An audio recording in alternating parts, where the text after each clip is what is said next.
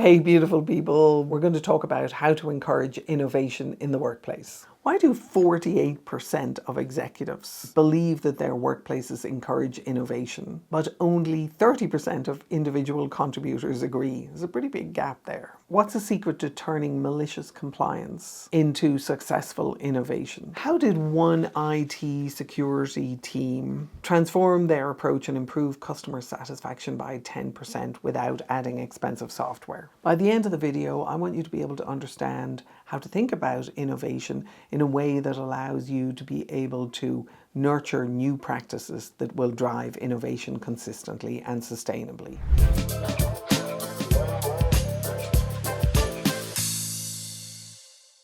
So let's do a quick innovation reality check.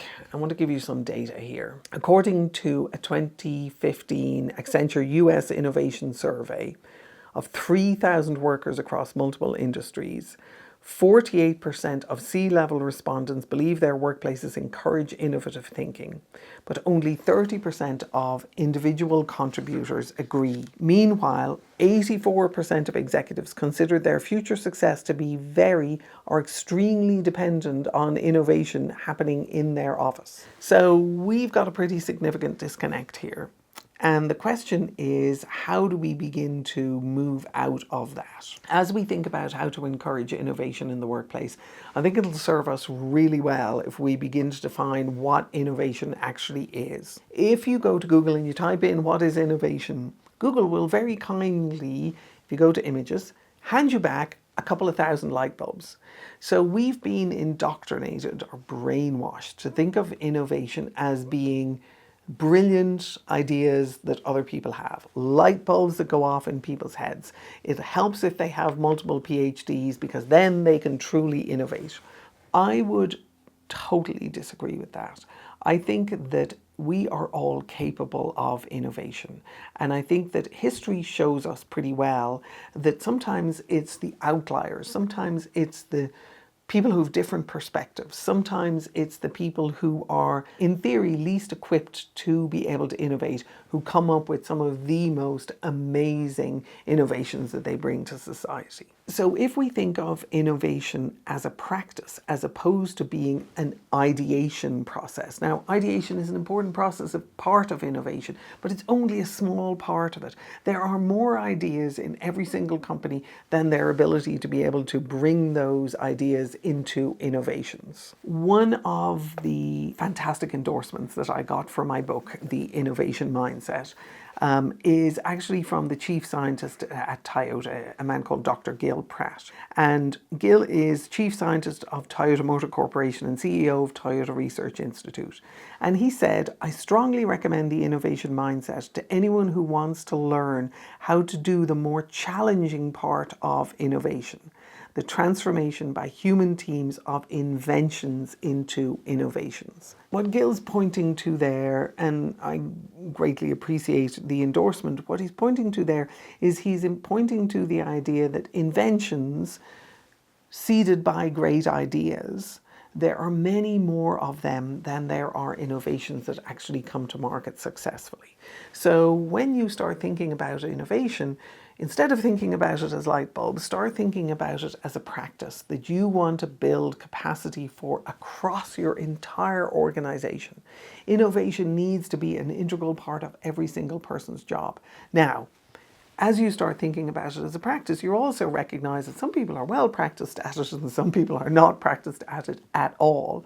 So we have to start the process of building that as a practice. So as you start thinking about how to encourage innovation in the workplace and you recognize that innovation is a practice, one of the key things that you can do is you can begin to equip people with the ability to be able to practice what I refer to as making offers. Every single person in your organization today, particularly those people who are the 30% of individual contributors who don't agree that you actually encourage innovative thinking at their workplace, those 30%, they're the people who feel like they have opportunities to innovate and there's no room for those opportunities to be seen or heard or valued in the workplace. So if we were to create an environment where those people are actually able to make powerful offers, and let me explain what I mean by that.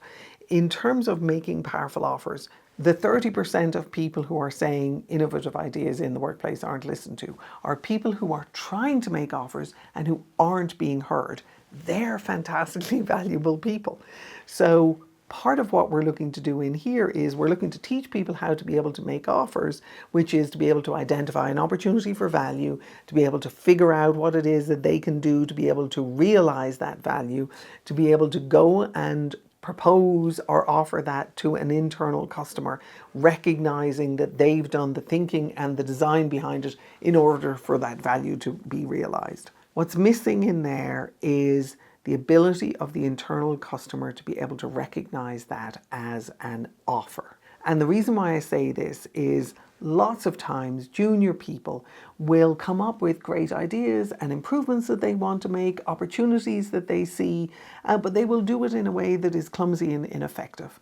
They will do it in a way that looks like it's just an idea. They will do it in a way that doesn't have the power and authority of, say, a manager who has a half a dozen people or 1,000 people reporting to them.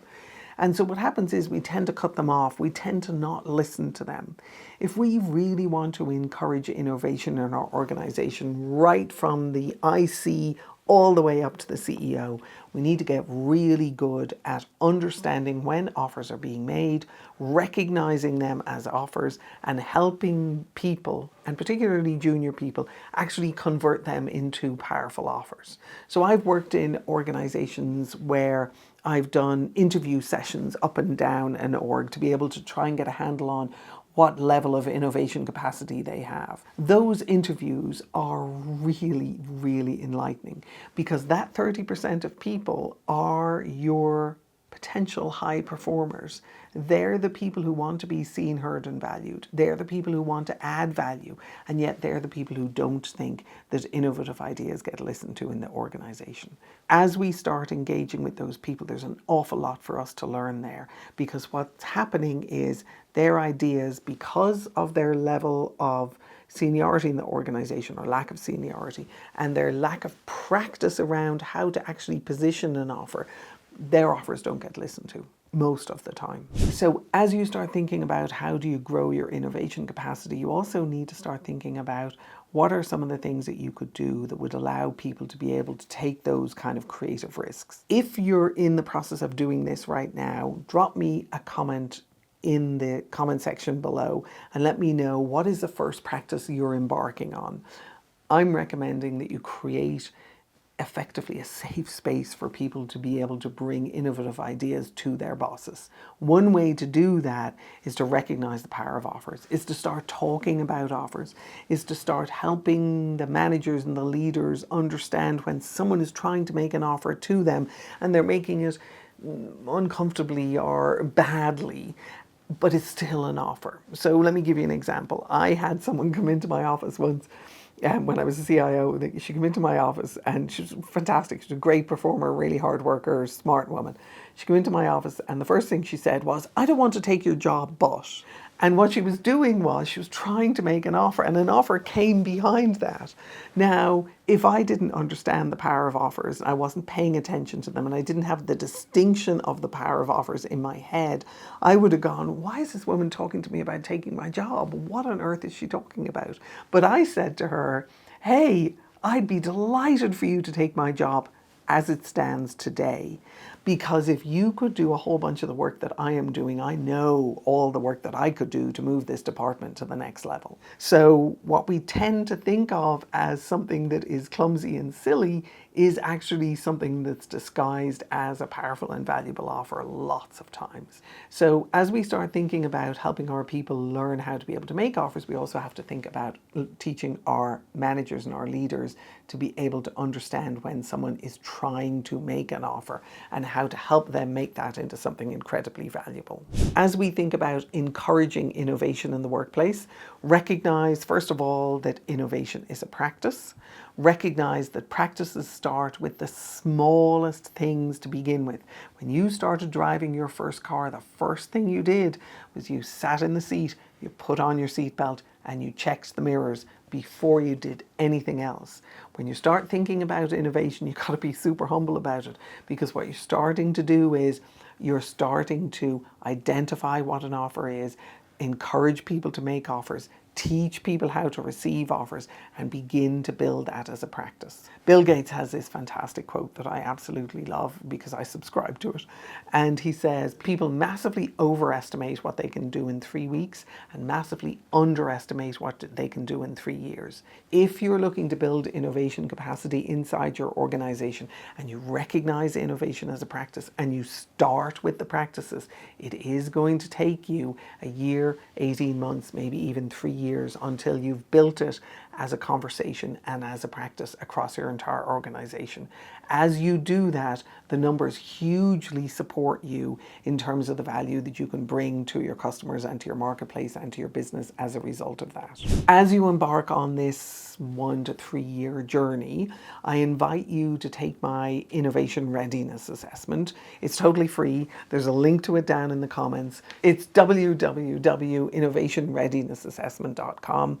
Go in there, see what your responses are. It'll give you a little sort of scorecard at the end of it. Let me know how it goes for you. I absolutely wish you the best of luck with this journey, and I'm here to help you in any way I can. Take care and good luck.